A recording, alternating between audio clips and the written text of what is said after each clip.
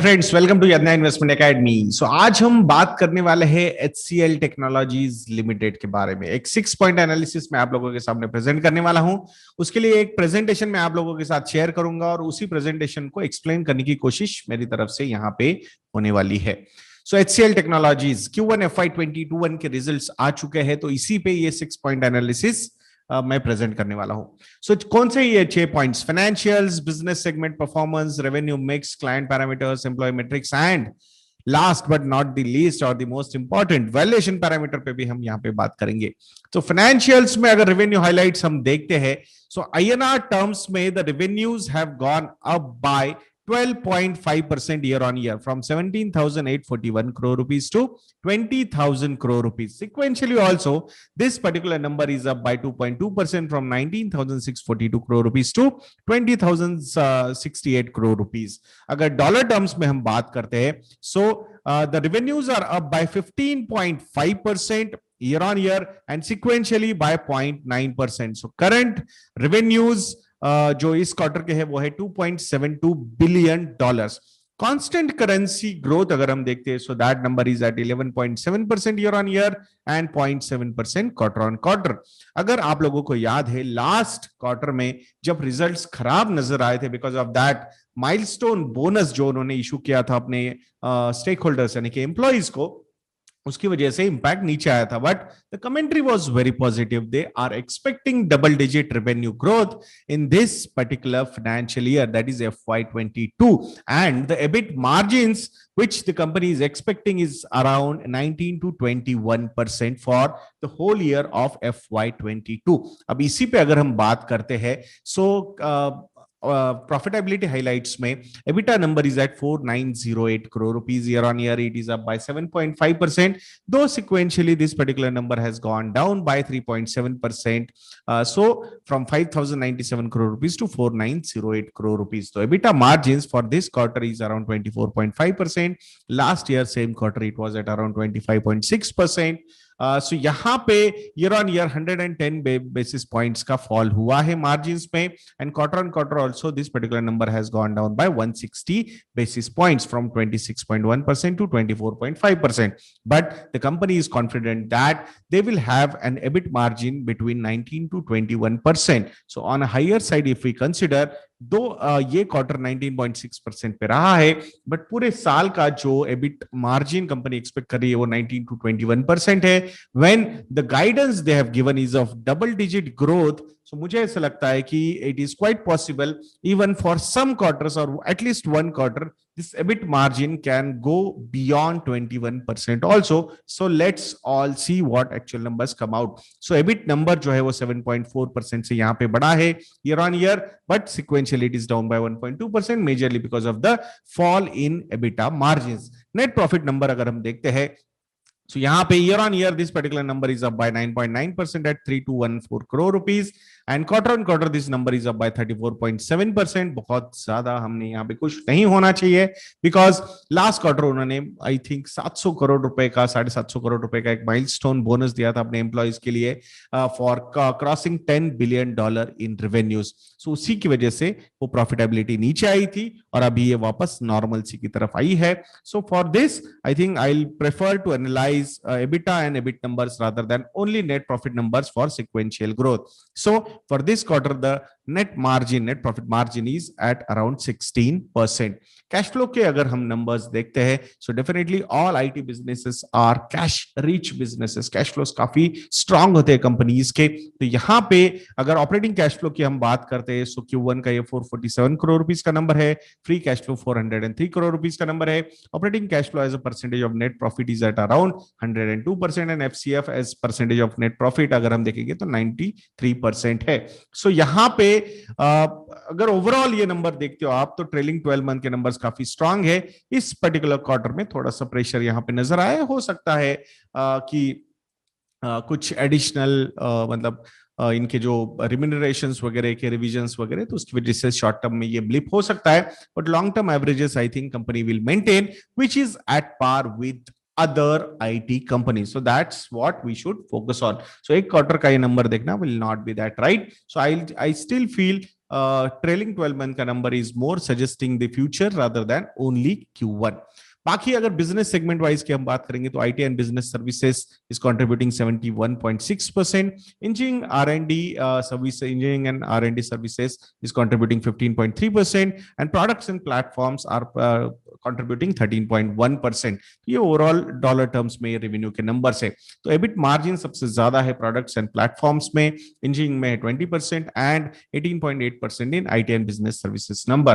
Constant currency growth अगर हम देखेंगे तो as usual compare to other companies, I think यहाँ पे भी आईटी एंड बिजनेस सर्विसेज में ही सबसे ज्यादा कांस्टेंट करेंसी ग्रोथ हमें नजर आती है 13% की. इंजीनियरिंग आर&डी सर्विसेज में 10.7% एंड प्रोडक्ट एंड प्लेटफॉर्म में जो ग्रोथ हुई है कांस्टेंट करेंसी में वो 6% के.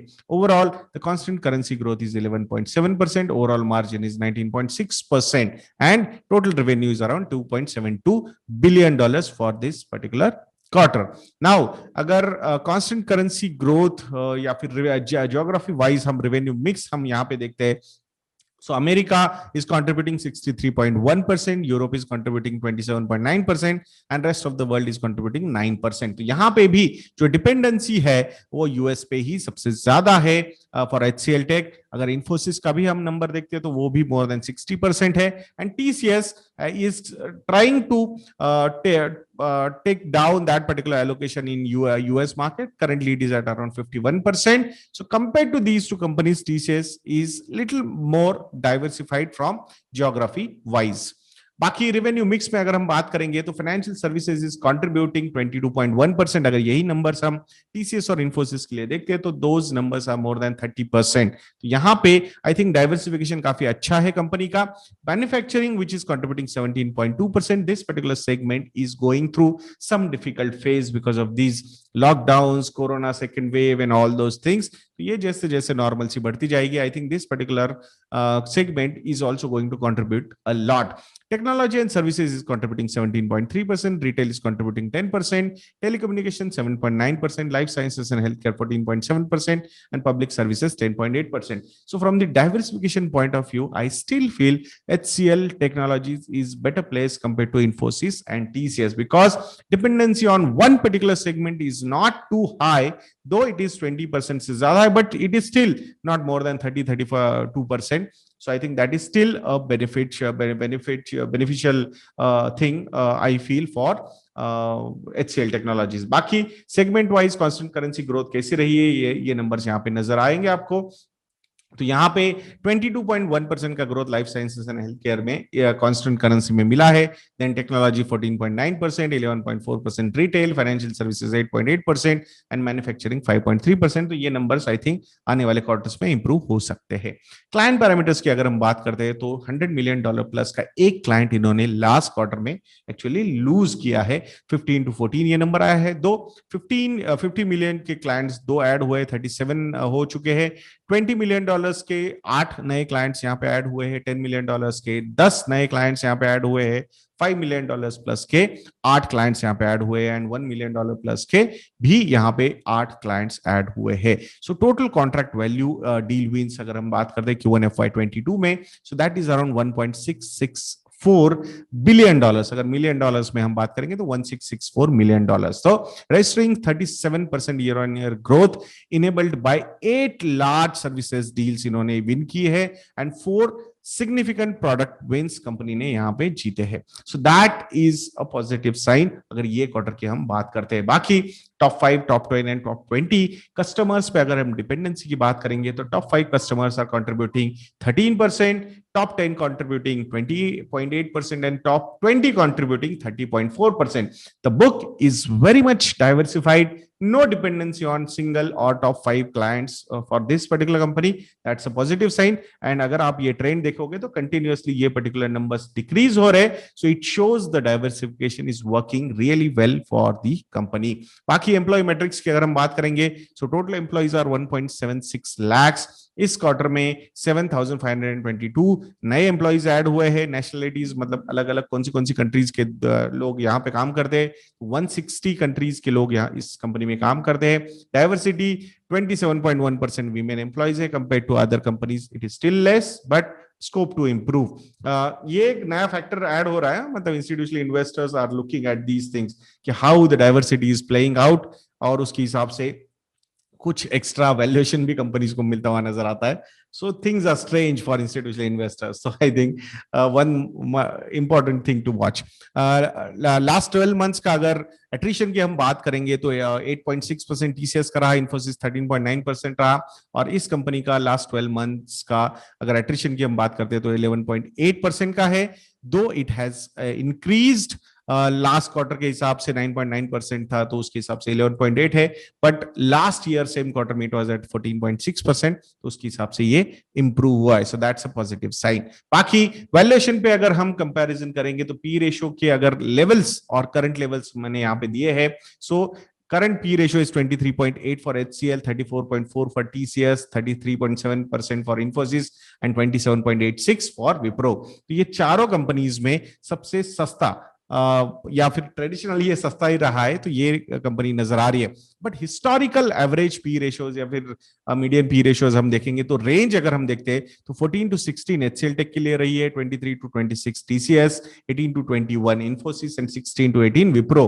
यहाँ पे premium valuations compare to the long term averages सबसे ज्यादा है इन्फोसिस के, उसके बाद है विप्रो, उसके बाद है HCL, and TCS compared to historical averages is trading at 40% premium। so यहाँ पे अगर री रेटिंग अगर हो सकती है तो डेफिनेटली मुझे लगता है कि HCL भी एक कैंडिडेट हो सकता है यहाँ पे आने वाले समय में, and that's why this particular company should be on your radar in the longer horizon. तो ये एक छोटा सा एनालिसिस आप लोगों के सामने मैंने प्रेजेंट किया है, मैं आशा करता हूं कि आपको ये अच्छा लगा होगा। आप हमारे एग्जिस्टिंग स्टॉकोमीटर प्लस के सब्सक्राइबर हो, if you want to upgrade to our model portfolios तो आपको कुछ एडिशनल डिस्काउंट भी मिल सकते हैं। Please contact our relationship sale, मैं आशा करूंगा आप जरूर हमें कॉन्टैक्ट करेंगे। तो ऐसे वीडियोस के लिए चैनल पे बने रहिए और नेक्स्ट वीडियो तक के लिए मुझे आज्ञा दीजिए दोस्तों, जय हिंद।